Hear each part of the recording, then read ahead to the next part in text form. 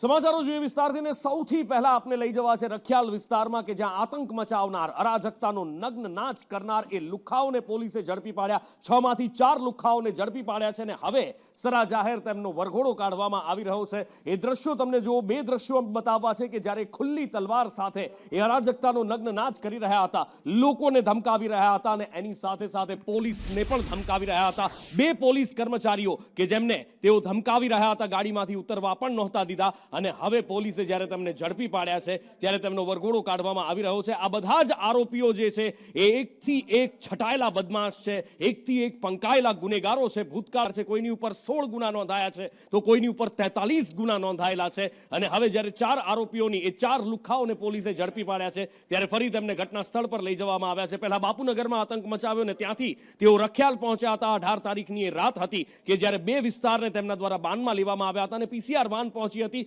બે પોલીસ કર્મચારી હતા અને એ પણ બિન હથિયારધારી કર્મચારીઓ હતા। તેમની ઉપર આ લુખ્ખાઓએ રોફ જમાવ્યો હતો। રખિયાલની અંદર પોલીસ પર હુમલો કરી તેમને ફરજમાં રૂકાવટ બદલ અને સાથે જ તેમને ધમકી આપી અને ગાડીમાં બેસાડી દેવાના કેસની અંદર પોલીસે જે 4 આરોપીઓની ધરપકડ કરી છે તે ચારેય આરોપીને સાથે રાખી પોલીસ અત્યારે રિકન્સ્ટ્રક્શન કરી રહી છે। બનાવ સ્થળે તેમને લાવવામાં આવ્યા અને અત્યારે લઈ અને પોલીસ કાર્યવાહી કરતી જોવા મળી રહી છે। બનાવ સ્થળે જે આરોપીઓ પકડાયા હતા તે આરોપી સમીર શેખ, અલ્તાફ શેખ, મહેફૂઝ મિયા અને ફઝલ શેખને સાથે રાખી આ રિકન્સ્ટ્રક્શન કરવામાં આવી રહ્યું છે। બાપુનગર પોલીસની સાથે ઝોન 5 અને ઝોન 6 ની ટીમો તથા ક્રાઇમ બ્રાન્ચની ટીમોએ સાથે રાખી અને બનાવ સ્થળે રિકન્સ્ટ્રક્શન શરૂ કર્યું છે। મુખ્ય આરોપીની પૂછપરછ કરવામાં આવી રહી છે એટલે કે આ કેસમાં જે સંડોવાયેલા આરોપીઓ છે જેઓએ પોલીસને કહી શકાય કે સરેઆમ લાજ લૂંટી લીધી હતી તે આરોપીઓને અત્યારે પોલીસ કાયદાનું ભાન કરાવતી જોવા માટે મળી રહી છે। સાથે જ અન્ય કોઈ વ્યક્તિ આવો બનાવ ન આચરે તે માટે પણ પોલીસ કટિબદ્ધ હોવાનું સામે આવી રહ્યું છે। કેમેરામેન મેહુલ પટેલ સાથે જિગ્નેશ પટેલ, સંદેશ ન્યૂઝ, અમદાવાદ। એટલે જે અરાજકતાનો નગ્ન નાચ કર્યો હતો આજે એ બધાને અહીંયા આગળ લાવવામાં આવ્યા છે। ફઝલ જેના ઉપર 2 વાર પાસા થઈ ચૂકી છે, 2 વાર પાસામાં એ સજા કાપી આવ્યો છે, 16 ગુના એની ઉપર નોંધાયેલા છે। એની સાથે જ આસિફ કે જેના ઉપર 43 ગુના નોંધાયેલા છે, એ બધા જ અહીંયા આગળ છે, હાથ જોડીને અત્યારે ઊભા છે। પણ સવાલ અહીંયા એ પણ થાય છે કે આ બીજી વાર આગલી વખત હવે અરાજકતાનો આવો નગ્ન નાચ નહીં કરે, આતંક નહીં ફેલાવે એની શું ખાતરી છે? કારણ કે આ પંકાયેલા ગુનેગારો છે, આ પંકાયેલા ગુનેગારોને સ્થળ ઉપર લાવવામાં આવ્યા છે અને રિકન્સ્ટ્રક્શન કરવામાં આવી રહ્યું છે, એમની પૂછપરછ સરા જાહેર કરવામાં આવી રહી છે, લોકો પાસે માફી મંગાવવામાં આવી રહી છે, એમની વ્યવસ્થિત સરભરા થઈ હોય પોલીસ કસ્ટડીમાં એ પણ દેખાઈ આવે છે કારણ કે લંગડાતા પગે ચાલી રહ્યા છે।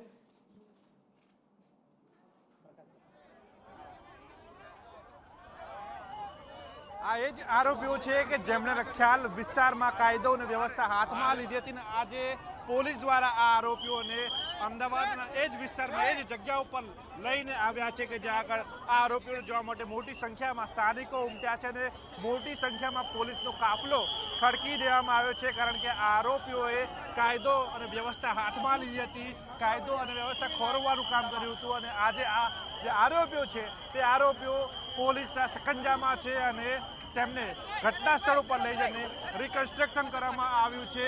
મોટી સંખ્યામાં લોકો છે તે આ આરોપીઓને જોવા માટે ઉમટ્યા છે કારણ કે જાહેર રસ્તા ઉપર આ જે આરોપીઓ છે તેમના દ્વારા તલવાર અને તીક્ષ્ણ હથિયારો વડે સ્થાનિકોને ડરાવવાનો પ્રયાસ કર્યો હતો। સાથે જ પોલીસના વાહન ઉપર તેમણે હુમલો કર્યો હતો, પોલીસના 2 પોલીસ કર્મીઓ છે તેમને પણ ડરાવ્યા હતા અને આ જ કારણથી હવે તેમની સામે કાયદાનો સકંજો કસાયો છે અને આરોપીઓની સરભરા કરવામાં આવી છે। જાહેરમાં આ આરોપીઓ છે તેમને કાયદો અને વ્યવસ્થા હાથમાં લીધી હતી હવે આ આરોપીઓ છે તેમને ઝડપી પાડવામાં આવે છે। ક્રાઇમ બ્રાન્ચની ટીમ હોય કે આસપાસના પોલીસ સ્ટેશનના પોલીસ કર્મીઓ હોય, મોટી સંખ્યામાં પોલીસનો કાફલો અહીંયા ખડકી દેવામાં આવ્યો હતો કારણ કે આ જે આરોપીઓ છે તે આરોપીઓ સામે ભૂતકાળમાં આ પ્રકારના અનેક ગુનાઓ પણ નોંધાઈ ચૂક્યા છે જેને લઈને આ આરોપીઓ ગુનાહિત કૃત્ય ફરીવાર ન આચરે, ફરીવાર કાયદો અને વ્યવસ્થા હાથમાં ન લે તેના માટે આ પ્રકારની જાહેરમાં સરભરા તેમની કરવામાં આવી રહી છે। સાથે જ ઘટના સ્થળ ઉપર તેમનું રિકન્સ્ટ્રક્શન કરવામાં આવી રહ્યું છે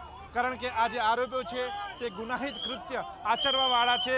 સાથે જ જો વાત કરવામાં આવે આરોપીઓની તો આરોપીઓની જો વાત કરવામાં આવે તો આરોપીઓ 4 જેટલા આરોપીઓ હતા જેમના હાથમાં તલવાર સહિતના તીક્ષ્ણ હથિયારો હતા અને તેમણે સ્થાનિકોને ડરાવવાનો પ્રયાસ કર્યો હતો। વાહન ચાલકો છે તેમને રોક્યા હતા, તેમનો પ્રયાસ કર્યો હતો, જેથી કરીને આ આરોપીઓ સામે હવે ગુનો દાખલ થયા બાદ આરોપીઓને ઝડપી પાડવામાં આવ્યો છે અને તેમને રખિયાલ વિસ્તારમાં જે ઘટના બની હતી ત્યાં આગળ લઈ જઈને રિકન્સ્ટ્રક્શન કરવામાં આવ્યું હતું, જેથી કરીને ગુનામાં વધુ કલમો ઉમેરી શકાય અને ગુનાના જે ફાઇલો છે, કેસો છે તે વધુ મજબૂત કરી શકાય અને આરોપીઓ સામે કાયદાનો સકંજો કસી શકાય.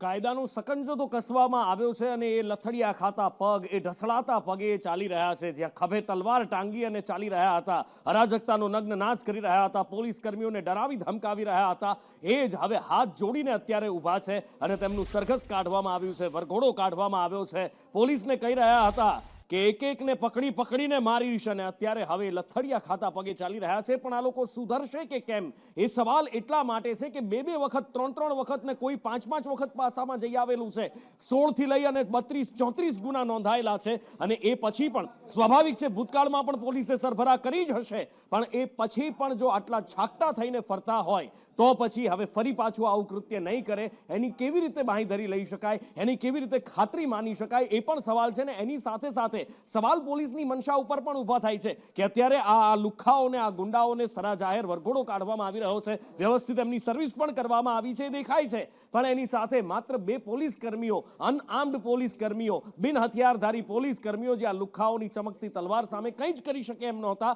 એમને સસ્પેન્ડ કરી અને કાર્યવાહીનો સંતોષ માની લેવામાં આવ્યો છે. ખરેખરમાં તો કાર્યવાહી બાપુનગર કે રખિયાલ વિસ્તારના પીઆઈ અને એ ઝોનના ઉચ્ચ અધિકારીઓ ઉપર થવી જોઈએ કે જે કાયદો વ્યવસ્થાની સ્થિતિ જાળવવામાં નિષ્ફળ રહ્યા અને એટલે જ 18 તારીખે રાત્રે અરાજકતાનો નગ્ન નાચ આ લુખ્ખાઓ કરી ગયા, પોલીસની આબરૂ સરા જાહેર લૂંટીને જતા રહ્યા, પણ એમની ઉપર કોઈ જ કાર્યવાહી નથી કરવામાં આવી. પોલીસ પોતાની પછેડી બચાવી રહી છે અને લૂંટાયેલી આબરૂના ચીથરા સમેટી રહી છે. પણ આ બધાની વચ્ચે આ લૂંટાયેલી આબરૂ કદાચ આ જ રીતે વારંવાર લૂંટતા રહેશે આ લુખ્ખાઓ, આ જ રીતે અરાજકતાનો નગ્ન નાચ કરતા રહેશે જો પોલીસ જાગૃત નહીં થાય. કારણ કે આ 4 લુખ્ખાઓ છે અને એની સાથે બીજા 2 હજી પણ ફરાર છે, એમને ઝડપવાના બાકી છે. કુલ 6 લુખ્ખાઓ હતા જેમણે અરાજકતાનો નગ્ન નાચ કર્યો હતો અને આ જ રીતે જ્યાં 18 તારીખની રાત્રે આ લુખ્ખાઓએ અરાજકતાનો નગ્ન નાચ કર્યો, એના બીજા જ દિવસે 19 તારીખે અમદાવાદના શાહીબાગ વિસ્તારમાં પણ એ 4 લુખ્ખાઓ ઝડપી પાડવામાં આવ્યા હતા જે ભીલવાસની અંદર અરાજકતા ફેલાવી રહ્યા હતા. આ 4ની જેમ જ એ લોકો પણ હાથમાં તલવાર લઈ અને અરાજકતાનો નગ્ન નાચ કરી રહ્યા હતા, કાયદો વ્યવસ્થાની આબરૂ લૂંટી રહ્યા હતા. જો કે એમને પણ પોલીસ દ્વારા ઝડપી પાડવામાં આવ્યા છે, પણ અમદાવાદમાં વિસ્તારો બદલાય છે, પરિસ્થિતિ એની એ જ રહે છે. ત્યારે સવાલ એ છે કે કાયદો વ્યવસ્થાની સ્થિતિ જળવાશે કેવી રીતે? વરઘોડા કાઢો છો, સર્વિસ કરો છો, એ વાત સરાહનીય છે કે ચલો ઠીક છે કે જરૂરી છે, એ પગલાં તમે ભરી રહ્યા છો, પણ આવું ફરી ન થાય. આવા એક લુખ્ખાને તમે પકડો છો અને બીજા 10 લુખ્ખા બિલાડીના ટોપની જેમ ફૂટી નીકળે છે. ગલીએ અહીંયા કાળી બેતાજ આલમના બાદશાહ બનીને બેઠા છે, અંધારી આલમના બાદશાહો બનીને બેઠા છે. એમને કોણ કેવી રીતે નાચશે એ પણ એક સવાલ છે. કારણ કે અરાજકતાનો નગ્ન નાચ છાશવારે સામે આવતો હોય છે. આ 4 લુખ્ખાઓને જાહેરમાં લાવવામાં આવ્યા, રિકન્સ્ટ્રક્શન કરવામાં આવ્યું, પણ બાકીના 2 લુખ્ખાઓ, 2 ગુંડાઓ હજી પણ ફરાર છે. એમને ક્યારે ઝડપી પાડવામાં આવશે? ઘણા બધા સવાલો છે. જિગ્નેશ પાસેથી જાણીએ કે જિગ્નેશ, આ 4 જણાને તો ઝડપી પાડવામાં આવ્યા, સરા જાહેર સરઘસ કાઢવામાં આવ્યું, પણ બાકીના 2 હજી પણ ઝડપાવાના બાકી છે અને બંને ઉપર ગંભીર ગુના નોંધાયેલા છે અને બંને પાક્કા મંજાયેલા ગુનેગાર પણ છે.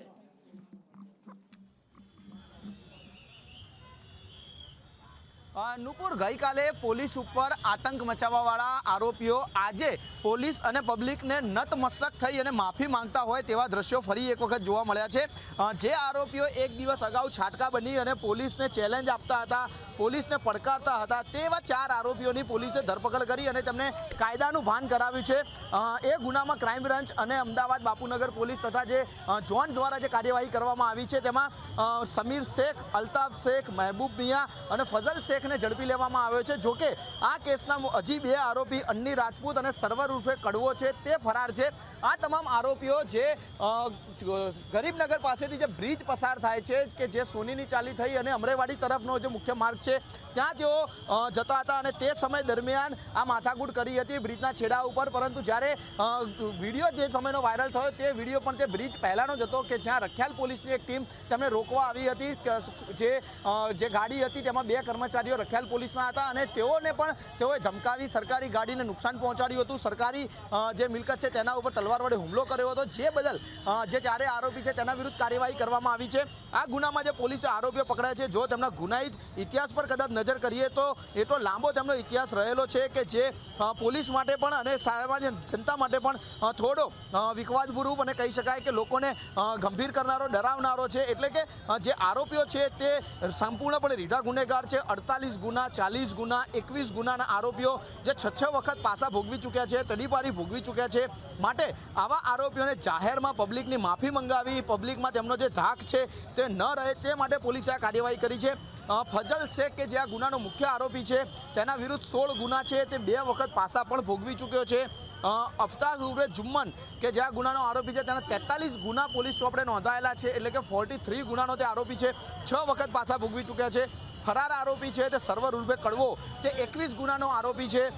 અન્ની રાજપૂત કે જે ફરાર છે તે 3 ગુનાનો આરોપી છે, સાથે જ મહેબૂજ વિરુદ્ધ પણ ગુના નોંધાયેલા છે। એટલે કે પોલીસે જે આ તમામ આરોપીઓની ધરપકડ કરી છે, અત્યારે તેમનું સરઘસ કાઢવાની સાથે તેમને કાયદાનું ભાન કરાવ્યું છે, રિકન્સ્ટ્રક્શન કરવામાં આવ્યું। જે જગ્યા ઉપર બનાવ બન્યો હતો, જે જગ્યા ઉપર તેઓ પોલીસને ધમકાવતા હતા, તલવારો બતાવતા હતા, તે જ જગ્યાએ તેમને રાખી અને પોલીસે આજે તેમના વિરુદ્ધમાં કાર્યવાહી કરી છે અને સાથે જ લોકોને સ્પષ્ટ મેસેજ આપ્યો છે કે કાયદાનું ઉલ્લંઘન કરનાર જે વ્યક્તિઓ છે અથવા તો કાયદા હાથમાં લેનાર જે વ્યક્તિ છે તેની આ જ સ્થિતિ ભવિષ્યમાં પણ થઈ શકે છે। માટે તમામે ચેતીને રહેવું અને કાયદાનું ઉલ્લંઘન ન થાય અથવા તો પોલીસ ઉપર જે તેમની ધમકી આપી અને તેમને ડરાવવાની જે કોશિશ કરી છે, જે ડરાવ્યા હતા, તેવા ગુના અન્ય વખત ના બને તે માટે પોલીસે કાર્યવાહી કરી હોય તેવું સ્પષ્ટ રીતે જોવા મળી રહ્યું છે। આશા રાખીએ કે કાયદો વ્યવસ્થાનું રાજ ફરી એકવાર સ્થપાય, ફરી પોલીસના આવા આબરૂના ઉડતા ધજાગરા ન જોવા મળે, ફરી આ ખોફનો મંજર અને આતંકનો મંજર ન જોવા મળે। આગળ વાત કરવી છે સુરતની એક એવી ઘટના જે હચમચાવી દે, હૃદયનો ધબકારો ચૂકાવી દે। એક કાર વેપારી, એટલે કારનું લેવેચ કરતા એક વેપારી છે, એ સુરત મગદલ્લા રોડ પર પોતાની કારમાં જઈ રહ્યા હતા, અચાનક એ કારમાં બ્લાસ્ટ થાય છે, આગ લાગી જાય છે અને વેપારી કારમાં જ બળીને ભડથું થઈ જાય છે। આ ભળભળ સળગતી રસ્તા પર કાર, ઘણા બધા સવાલો ઉઠી રહ્યા છે। સવાલ એ પણ છે કે શું આ વેપારી દીપક પટેલ સામે કોઈએ કાવતરું રચ્યું હતું? કારની અંદર બ્લાસ્ટ થયો, પણ આ કાર સીએનજી નહોતી, એ અહીંયા નોંધવા જેવી વાત છે। સીએનજી કાર હોય તો કદાચ માની શકાય કે ટેન્કમાં બ્લાસ્ટ થયો હોય અથવા કોઈ કારણસર બ્લાસ્ટ થયો હોય। પેટ્રોલ, પ્યોર પેટ્રોલ કાર હતી અને એમાં બ્લાસ્ટ થયો છે। પહેલા આગ નથી લાગી, પહેલા બ્લાસ્ટ થયો અને પછી આગ લાગી છે। એટલે સવાલ ઘણા બધા છે કે આ બ્લાસ્ટ થયો કેવી રીતે? ભૂતકાળમાં આવો કિસ્સો વડોદરાની અંદર સામે આવી ચૂક્યો હતો કે જેમાં એક વેપારીને આ જ રીતે જાનથી મારી નાખવાનું કાવતરું ઘડાયું હતું, આ જ રીતે એમનો જીવ લઈ લેવામાં આવ્યો હતો અને એક ષડયંત્ર રચી અને તે અકસ્માતમાં ખપાવવાનો પ્રયત્ન કર્યો હતો। આ કેસમાં આવું ન થાય એવી શક્યતા નથી, એવી શક્યતા પણ જોવાઈ રહી છે કે આ કેસમાં પણ કોઈ ષડયંત્ર હોઈ શકે અથવા તો બ્લાસ્ટ થવા પાછળનું કારણ બીજું કંઈ પણ હોઈ શકે છે। કારણ કે ઘણી બધી વાર એવું થતું હોય છે કે આફ્ટર માર્કેટ, એટલે કે કાર ખરીદ્યા પછી એક્સેસરીઝ નખાવી હોય અને એ દરમિયાન ક્યાંયથી કોઈ લીકેજ, શોર્ટ સર્કિટ થયું હોય, પણ શોર્ટ સર્કિટ થાય તો બ્લાસ્ટના અણસાર ઓછા છે। કદાચ બ્લાસ્ટ થવાનું એક કારણ એ હોય કે પેટ્રોલ ક્યાંયથી લીક થયું હોય અને એ પેટ્રોલ સ્પાર્કના સંપર્કમાં આવ્યું હોય અને એમાં ટેન્કમાં આગ લાગી હોય ને ટેન્કમાં આગ પહોંચી અને ત્યારબાદ બ્લાસ્ટ થયો હોય। પણ ઘણી બધી શક્યતાઓ, ઘણી બધી આશંકાઓ, કુશંકાઓ અત્યારે સેવાઈ રહી છે। આ ષડયંત્ર છે કે પછી અકસ્માત, એના ઉપર સવાલ છે। आके देखा कि गाड़ी में आग पकड़ लिया तो हम बचाने के लिए आए, देखे कांच वाच हम लोग फोड़े तो सब बोला ड्राइवर नहीं है, तो कांच वाच फोड़ा, मैं भी हाथ से मारा था, मेरा हाथ में लग गया था, तो सब ड्राइवर ने फिर पानी वाला, फायर ब्रिगेड वाला आए, पानी वानी मारे, फिर देखा उसके अंदर लाश है। फिर वो सब बोल रहे सीट है जल के ऐसा हो गया। फिर जब पूरा बुझा दिए फिर देखा उसमें लाश है। मुझे तो पता, मैं आके देखा अचानक आग पकड़ लिया, गाड़ी खड़ी हुई थी तो इस आग पकड़ लिया, फिर सब बचाने की कोशिश, बाकी सबको खबर था कोई इसके अंदर इंसान नहीं था, सबको ऐसा पता था। સહયોગી સંવાદદાતા મનીષ સુરતથી લાઈવ જોડાયા છે। મનીષ, આ અકસ્માત છે કે પછી ષડયંત્ર, એના ઉપર સવાલ છે, કારણ કે પ્યોર પેટ્રોલ કાર પહેલા બ્લાસ્ટ થવો અને પછી આગ લાગવી ઘણી બધી શંકાઓ ઉપજાવે છે।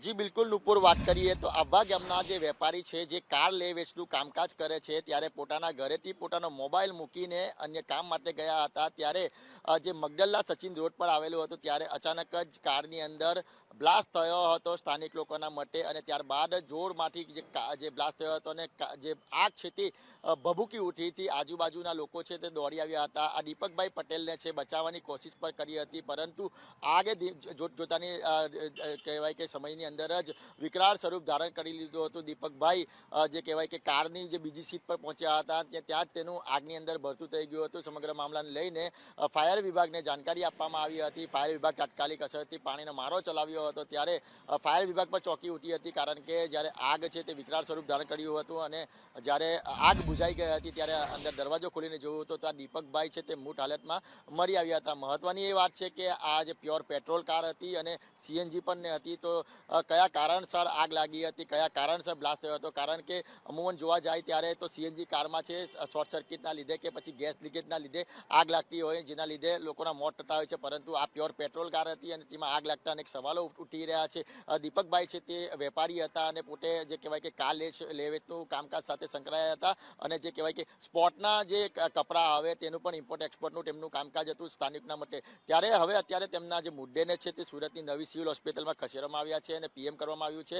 પોલીસ દ્વારા તપાસ કરવામાં આવી રહી છે કે ખરેખર આ દીપકભાઈની કારમાં થયું શું હતું, કેમ અચાનક આગ લાગી હતી. બીજી બાજુ વાત કરીએ તો કાર છે તે વધારે જૂની પણ ન હતી, થોડાક વર્ષો જૂની જ કાર હતી. તેને લઈને પણ તે દિશામાં પણ તપાસ કરવામાં આવી હતી કે ખરેખર આ કારની અંદર થયું શું હતું. જી, ભૂપેન્દ્ર ઝાલાના કાળા કારનામાના એક પછી એક પર્દાફાશ થઈ રહ્યા છે. બીઝેડ ગ્રુપના 6000 કૌભાંડમાં સીઆઈડી ક્રાઇમ તપાસ કરી રહી છે. ગઈકાલે 300થી વધારે રોકાણકારોના નિવેદન લેવામાં આવ્યા હતા અને ત્યારબાદ આજે સીઆઈડી ક્રાઇમના એસપી હિમાંશુ વર્મા દ્વારા પ્રેસ કોન્ફરન્સ કરવામાં આવી અને તેમાં અલગ અલગ માહિતી આપવામાં આવી છે કે અત્યાર સુધીમાં જે તપાસ કરવામાં આવી છે તેમાં શું ચોંકાવનારા તથ્યો સામે આવ્યા છે.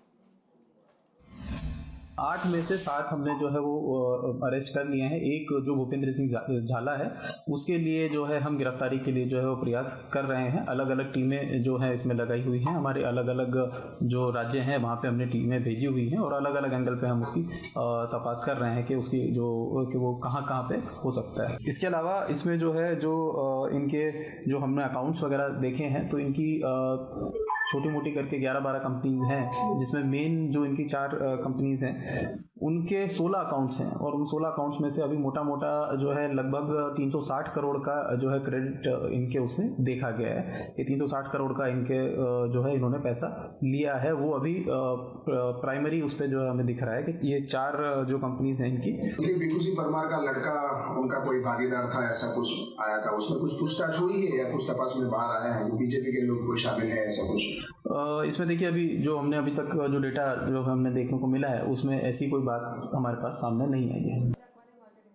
ભૂપેન્દ્ર ઝાલાએ આજે જાળ પાથરી હતી, એમાં મોટા ભાગે શિક્ષકોને તેણે ફસાવ્યા, શિક્ષકોને એજન્ટ બનાવ્યા હતા અને એક પછી એક શિક્ષકોની તપાસ પણ થઈ રહી છે. શિક્ષણ મંત્રી પ્રફુલ્લ પાનસેરિયા ભૂતકાળમાં જ કહી ચૂક્યા છે કે જે પણ શિક્ષકોની સંડોવણી હશે તેમના પર કાર્યવાહી કરવામાં આવશે. હવે સાબરકાંઠા જિલ્લા શિક્ષણ અધિકારીએ નોટિસ ફટકારી છે જૂના બળવંતપુરા પ્રાથમિક શાળાના શિક્ષકને.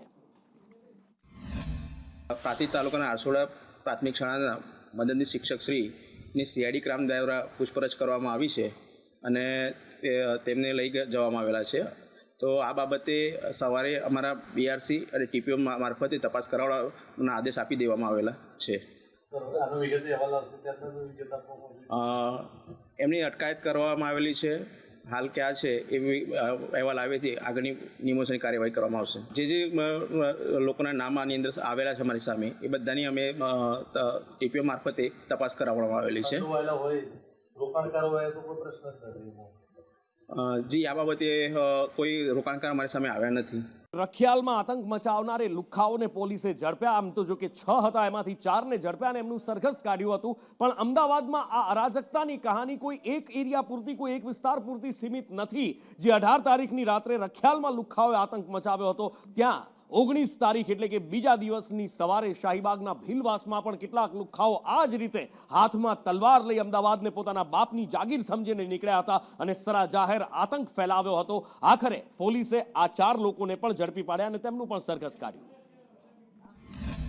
ગઈકાલ તારીખ 19/12/2024ના રોજ શાહીબાગ પોલીસ સ્ટેશન વિસ્તારમાં ભીલવાસ છે, ત્યાં ભીલવાસમાં 2 અસામાજિક તત્વો વિશાલ ઢુંડિયા તથા સુરેશ રાણા દ્વારા હાથમાં તલવાર લઈ અને પ્રજામાં ભય ફેલાવવા સારું આ કૃત્ય કરવામાં આવેલ અને તે દરમિયાન ત્યાંના ફરિયાદી દ્વારા પોલીસ સ્ટેશનમાં તાત્કાલિક જાણ કરવામાં આવેલ અને જેવી પોલીસને જાણ થતાં 4 થી 5 મિનિટમાં પોલીસ સ્થળ ઉપર પહોંચી અને તાત્કાલિક બંને આરોપી વિશાલ ઢુંઢિયા તથા સુરેશ રાણાને સ્થળ ઉપરથી જ અટક કરવામાં આવેલ છે તથા તેમના વિરુદ્ધ જીપી એક્ટ 135 પ્રોહિબિશન તથા જાનથી મારી નાખવાની ધમકીના કલમ હેઠળ ગુના દાખલ કરવામાં આવેલ છે. અને હવે વાત કરવી છે કે એવા નરાધમ શિક્ષકની કે જે તેને ત્યાં ભણવા આવનાર બાળકીઓ, આમ તો દીકરીઓ સમાન વિદ્યાર્થીનીઓ હોય પણ તેના પર મેલો ડોળો રાખતો. જી હા, મોરબીમાં આવા એક નરાધમ શિક્ષક પર ફરિયાદ નોંધવામાં આવી છે. ટ્યુશન સંચાલક હતો આ શિક્ષક અને ત્યાં જે બાળકીઓ ભણવા આવતી તેમના ઉપર એ મેલો ડોળો રાખતો. તેમની જાતીય સતામણીની ફરિયાદ આ નરાધમ શિક્ષક પર કરવામાં આવી છે. ખાનગી ટ્યુશન ક્લાસીસનો આ શિક્ષક છે કે જેની સામે મોરબી બી ડિવિઝન પોલીસ મથકમાં એ બાળકીના માતા પિતા દ્વારા, પરિવાર દ્વારા જાતીય સતામણીની ફરિયાદ નોંધવામાં આવી છે. તેની અટકાયત કરી પોલીસે વધુ તપાસ હાથ ધરી છે.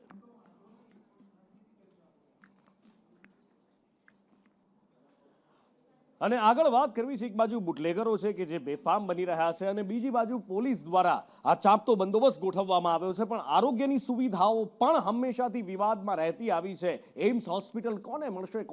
ઘણી બધી ખેંચતાણ પછી રાજકોટને મળી ત્યારે સૌરાષ્ટ્રને એક હૈયે ટાઢક વળી હતી કે એમ્સ હોસ્પિટલ મળી છે. હવે આરોગ્યની સારામાં સારી સુવિધાઓ મળશે પણ કોંગ્રેસ દ્વારા આરોપ લગાવવામાં આવ્યો છે અહીંયા બાંધકામમાં ભ્રષ્ટાચાર થઈ રહ્યો છે, ભરતીમાં અનિયમિતતા છે અને પૂરતા સાધનો પણ ન હોવાનો કોંગ્રેસ દ્વારા આરોપ લગાવવામાં આવ્યો છે. તો એમ્સ હોસ્પિટલ એ સૌરાષ્ટ્રવાસીઓ માટે એક આશીર્વાદ રૂપ છે, પણ કહેવાય ને કે એક ભ્રષ્ટાચારનો મોટો અડ્ડો જે બની ગયું હોય એવું લાગી રહ્યું છે. કેમ કે હમણાં જ તમે જોશો કે તેનું જે ભરતી કૌભાંડ છે એમાં પણ ખૂબ જ ભ્રષ્ટાચાર થયો છે અને ત્યાંના જે અત્યારના ડીન, વર્તમાન ડીન અને જે પૂર્વ જે ડિરેક્ટર છે એની પણ એમાં સંડોવણી હોય એવું અમને સૂત્રોના સાથે અમને માહિતી મળી હતી. એટલા માટે થઈ અને એમ્સના જે 18 જેટલા મુદ્દાઓ છે એને લઈને આજે અમે ડિરેક્ટર જે છે એને આવેદન રજૂઆત કરી છે. ને દાદાનું બુલડોઝર ફરી રહ્યું છે. જ્યાં પણ સરકારી જમીન ગૌચર ઉપર ગેરકાયદેસર કબજો કરવામાં આવ્યો હોય, એ બધી જ ગેરકાયદેસર મિલકતો હોય કે પછી ક્યાંક ખેતી થતી હોય, એ બધું જ ખુલ્લું કરવામાં આવી રહ્યું છે. આ કબજો હટાવવામાં આવી રહ્યો છે અને ઉપલેટા પંથકમાં બીજા દિવસે પણ દાદાનું બુલડોઝર ફરી રહ્યું છે. ઉપલેટા પંથકમાં ફરી એકવાર સતત બીજા દિવસે ડિમોલિશન કરવામાં આવ્યું. ક્યાંક સરકારી જમીન પર તો ક્યાંક ગૌચર પર કબજો કરી લેવામાં આવ્યો હતો, ક્યાંક ખેતી થઈ રહી હતી તો ક્યાંક ઢોર બાંધી દેવામાં આવ્યા હતા. ડિમોલેશન ડ્રાઈવનો આજે બીજો દિવસ છે. જેમ આપે જોયું એમ ગઈકાલે આ ડ્રાઈવની શરૂઆત કરી હતી. સર્વે નંબર 18 જે છે આડફોડીનો એ ઉપલેટા નગરપાલિકાને જગ્યા આપેલી હતી. ગઈકાલે 55 એકર જેવી જગ્યા ખુલ્લી કરી. આજે પણ વહેલી સવારથી આ ડ્રાઈવ ચાલુ છે. જેસીબી મશીન, રોટાવેટર અને દાંતીવાળા ટ્રેક્ટર, આજે કુલ 35 જેટલા વાહનો સાથે 3 વાહનની એક ટીમ બનાવી ટીમ લીડર સાથે આજે આપણે અત્યાર સુધીમાં 20 હેક્ટર જમીનનું દબાણ ખુલ્લું કરાયું છે.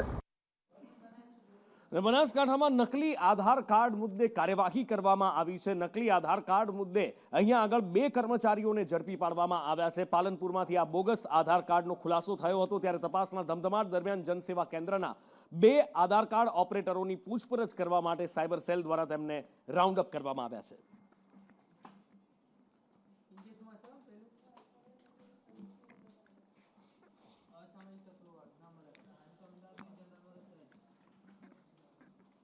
સંસદનું આ શિયાળુ સત્ર જ્યારથી શરૂ થયું છે ત્યારે કોઈને કોઈ મુદ્દે વિવાદ થઈ રહ્યો છે અને આ વખતે આ શિયાળુ સત્રમાં બેગની રાજનીતિ પણ જબરજસ્ત ચાલી રહી છે. બેગ ઉડીને આંખે વળગે એવી પહેલા પ્રિયંકા ગાંધી લઈને આવ્યા અને હવે ભારતીય જનતા પાર્ટીના સાંસદ અપરાજિતા સારંગી 1984 લખેલી રક્ત નીતરતી બેગ લઈને આવ્યા. જ્યારે તેમને પૂછવામાં આવ્યું, સંદેશ ન્યૂઝ સાથે વાતચીત કરવામાં આવી અને તેમને પૂછવામાં આવ્યું કે આ બેગ કેમ, તો તેમનું કહેવું હતું કે પ્રિયંકા ગાંધીને જવાબ આપવા માટે હું આ બેગ લઈને આવી છું.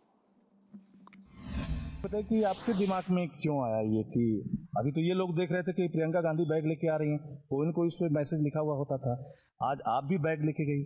हम सब लगातार देखते आ रहे थे कि माननीय सांसद प्रियंका वाड्रा जी को बैग में बड़ी रुचि है, तरह तरह का बैग तरह तरह की लिखावट के साथ लेकर घूम रही थी। तो आज पार्लियामेंट का, संसद का अंतिम दिन था, तो मुझे लगा कि मैं क्यों ना एक बैग लेकर जाऊं और उन्हें भेंट करूं। गिफ्ट देने की इच्छा हुई और उसके बाद मैं बैग लेकर गई।